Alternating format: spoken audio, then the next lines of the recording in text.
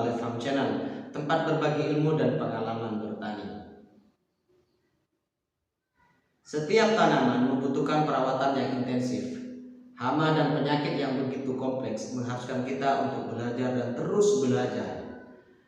Pengamatan dan pencegahan harus selalu dilakukan, sebab jika terlambat, penanganan hama dan penyakit itu susah untuk dikendalikan. Nah, pada video kali ini saya akan membahas faktor biotik yang dapat merusak tanaman. Pada video sebelumnya saya membahas bagaimana cara menangani hama kutu putih, sementara pada video kali ini saya akan membahas tentang hama trip, bagaimana siklus kehidupan hama trip dan bahayanya hama trip terhadap tanaman. Jadi tonton video ini sampai selesai biar kalian sama-sama paham dan tidak salah paham dalam penanganan hama tripnya. Hama trip adalah hama yang mudah dijumpai di tanaman budidaya, terutama sayur-sayuran, cabai, tomat, terong, kacang panjang, bahkan bawang itu juga diserang oleh hama trip ini. Dan ketika hama trip ini sudah menyerang tanaman atau tanaman yang budidaya, maka akan memunculkan kerugian yang sangat besar, bahkan bisa gagal panen jika serangan hama trip ini tidak segera diatasi atau tidak dikendalikan populasinya. Serangan pada daun, jadi hama trip itu hinggap di daun, kemudian dia menghisap cairan yang menjaga kelembapan jaringan. Nah, bekas jaringan yang dihisap oleh hama trip ini akan menimbulkan efek gosong dan kemasukan udara. Pertukaran sirkulasi udara dengan unsur besi penyusun klorofil ini akan menyebabkan warna coklat. Nah, warna coklat ini perlahan akan meluas dan membuat daun itu menjadi rontok. Nah, dalam serangan skala ringan akan muncul bercak-bercak putih keperakan di permukaan daun. Nah, itulah gejala yang dimunculkan oleh hama trip ketika dia menyerang daun.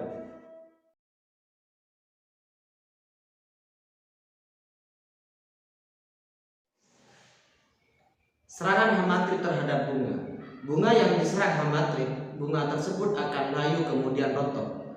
Lantaran hama trip bersarang di putik, kemudian dia menghisap cairan yang kaya dengan karbohidrat yang ada pada tangkai yang berfungsi membentuk kelopak atau polen.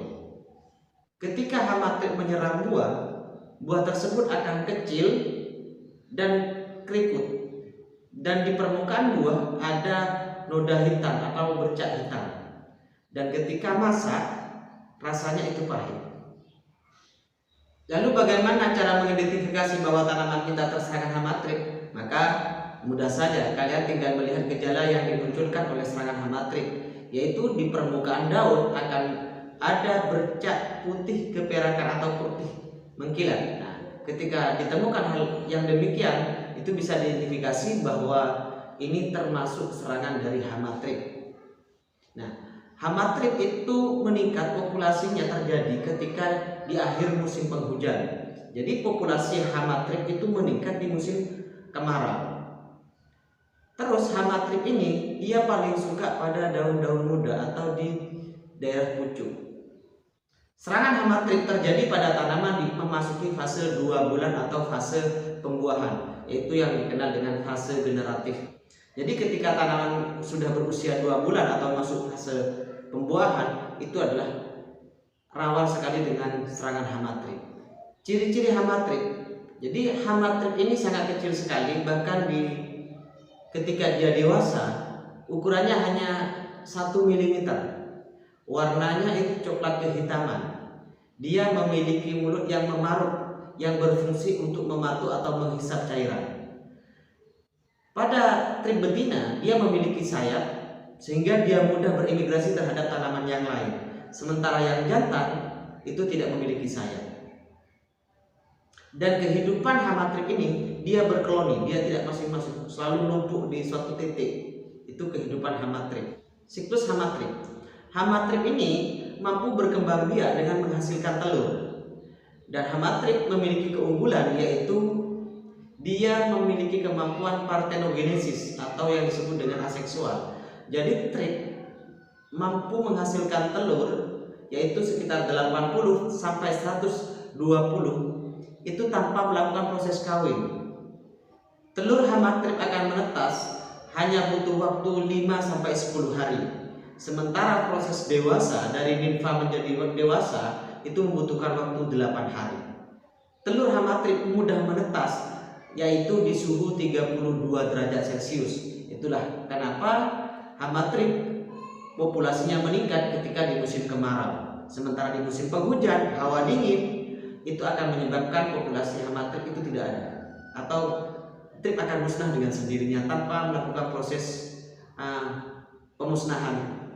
Nimfa atau yang disebut dengan larva hama trip ini dia menyukai daun-daun muda atau daerah pucuk atau batang muda.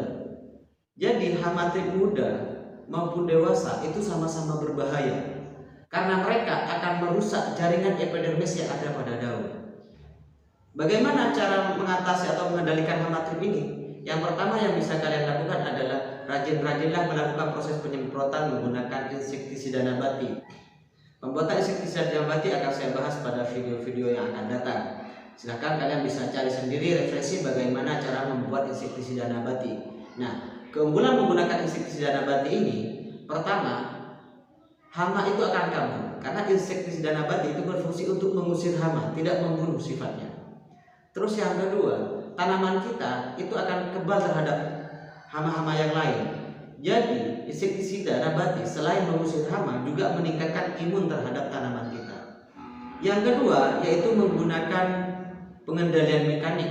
Yang disebut dengan pengendalian mekanik yaitu memotong atau memetik daun yang sudah terserang hama trip. Nah, kalian bisa melihat di mana populasi hama trip itu berada. Ketika ada di pucuk, maka petik pucuk tersebut kemudian dibakar. Jika serangan ini masih skala pemula atau masih skala kecil, jadi tinggal dilihat, kemudian dipetik, kemudian dibakar. Yang ketiga yaitu memanfaatkan predator lain atau predator yang memangsa hama trip ini. Jadi trip sendiri memiliki musuhnya yaitu kumbang atau kupu-kupu. Jadi kalian bisa menanam bunga di area tanaman tersebut sehingga mengundang munculnya kupu-kupu untuk memangsa trip. Dengan demikian nanti populasi hama trip ini akan berkurang. Cara yang terakhir, cara ini adalah ketika penanganan secara alami itu sudah tidak bisa, maka lakukanlah dengan proses penyemprotan insektisida kimia. Kalian bisa memakai yang kontak maupun sistemik. Lakukanlah proses penyemprotan itu pada sore hari karena hama trip itu aktifnya pada sore hari. Lakukan proses penyemprotan yaitu sekitar 5-7 hari sekali.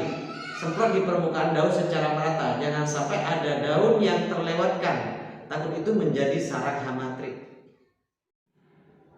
Pada dasarnya hama trip ini bisa kita cegah untuk tidak datang terhadap tanaman kita. Jadi ada berapa langkah untuk pengendalian hama trip ini atau mencegah hama trip ini datang pada tanaman kita. Yang pertama yaitu jangan pernah menanam tanaman yang satu inang dengan hama trip. Artinya yang menjadi inang hama trip. Contoh, ketika selesai tanam bawang jangan tanam cabai, atau selesai tanam cabai jangan tanam tomat, karena mereka adalah masih satu inang. Jadi jangan sampai melakukan proses penanaman yang menjadi inang hama trip.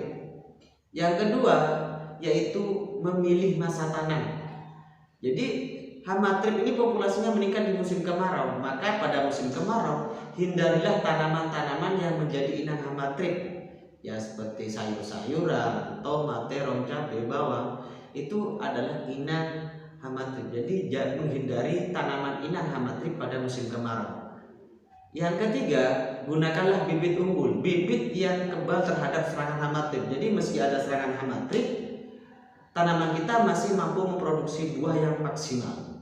Jadi carilah bibit yang kebal terhadap serangan hama trip.